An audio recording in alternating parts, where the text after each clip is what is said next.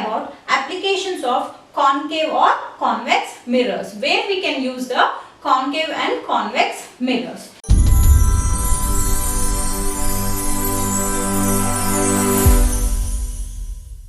We will see about applications of concave or convex mirrors, where we can use the concave and convex mirrors. So first is we will see about concave mirrors. So concave mirrors can be used by dentists.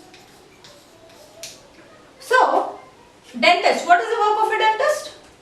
He examines our teeth. So our mouth is very small, and can he go inside and see what is happening inside? No, he cannot see. That's why he uses a concave mirror. Dentists use the concave mirror to examine the teeth. Is it clear? And also you can see it in shaving shops. That means you might have went to a salon. So where you can see a mirror is placed in front of you and a mirror will be placed back of you. Is it clear? So what happens in the concave mirror? What is the property of concave mirror?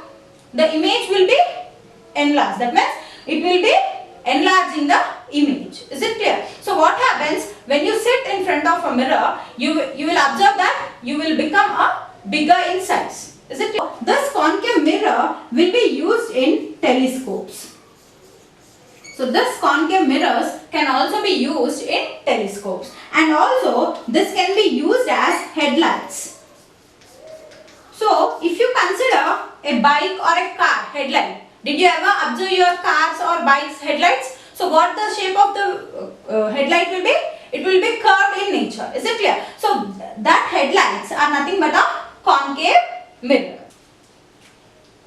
And also it can be used to focus the sunlight at a single point. That means concave mirrors are used to heat the vessels. That means heat the vessels is nothing but to heat up something. We can use the concave mirror and focus the light. And next we will see about convex mirrors. So what is the property of convex mirror?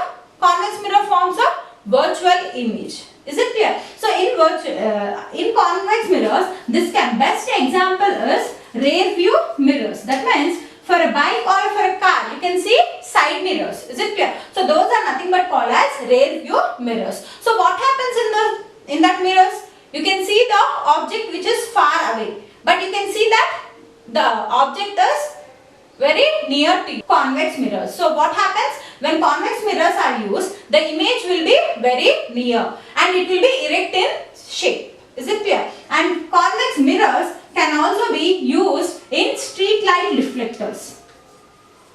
So in street light also we can use the convex mirrors. Is it clear? Application of a spherical mirrors. See, when you see a car headlight or bike headlight, is it clear? So that will be in the shape. Is it a curved part? No. Why? Because see, if you draw this, so what? Does it becoming a sphere? No, it is not a sphere. It is parabolic in shape. So why we use parabolic mirrors instead of spherical mirrors? So there is nothing difference between the parabolic mirror and spherical mirror. The thing is that when we use the spherical mirrors, what happens? The rays which are very near to the principal axis, they only meet at the focus. Suppose this is the